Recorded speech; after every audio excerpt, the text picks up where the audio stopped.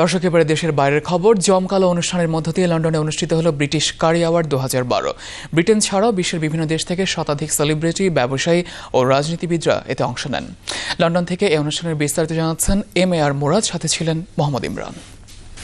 লন্ডনে অষ্টমবারের মতো অনুষ্ঠিত হলো কারি শিল্পে অস্কার খ্যাত ব্রিটিশ কারি অ্যাওয়ার্ড 2012।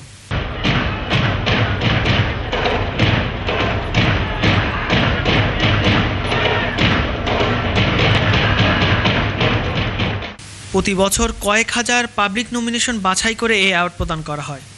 এবার 9টি রিজিয়ন থেকে প্রায় 10টি রেস্টুরেন্ট ছাড়াও মোস্ট ইনোভেটিভ ক্যাটাগরিতে শ্রেষ্ঠ রেস্টুরেন্টার্সদের পুরস্কৃত করা হয়। আজকে এই অনুষ্ঠানের যে প্রতিফলন, এটা হয়তো আপনারা অবশ্যই দেখতে পেরেছেন যে কীভাবে মানুষ, প্রতিটি অঞ্চলের মানুষ এই জায়গায় এসে তারা যে মানুষকে সম্মানিত করতে পেরেছি, এটা আমাদের জন্য বিশাল পাওয়া। It's our 8th British Curry Awards this year, bigger and better. At least I hope so. Everyone enjoyed the show. ব্রিটেনের কারি ইন্ডাস্ট্রির নিয়ন্ত্রণ মূলত বাঙালিদের হাতে। এই শিল্পে কাজ করছে প্রায় 80,000 caterers.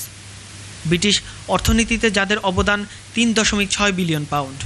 The last 8 awards, courtesy of Inam, and it's always a very enjoyable experience.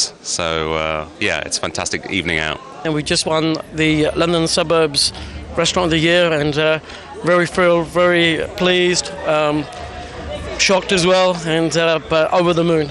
So very pleased to win this today. British Curry Awards, and it's getting better and better. The competition is getting tougher and tougher. কয়েক ঘণ্টাব্যাপী জমকালো অনুষ্ঠান পরিচালনা করেন BBC রেডিওর উপস্থাপক রবি বিন্নার। বিশ্বমন্দায় ব্রিটেনের বিভিন্ন শিল্পের পাশাপাশি কারি শিল্প যখন বিধ্বস্ত প্রায়, তখন কারি শিল্পের অস্কারখ্যাত এই ব্রিটিশ কারি অ্যাওয়ার্ডের মাধ্যমে এই ব্যবসায়ীদের মনে নতুন প্রাণের সঞ্চার হবে বলে আশা করছে সবাই। লন্ডনের বেটারসিয়া এভলিউশন হল থেকে MAR মুরাদ, চ্যানেল I।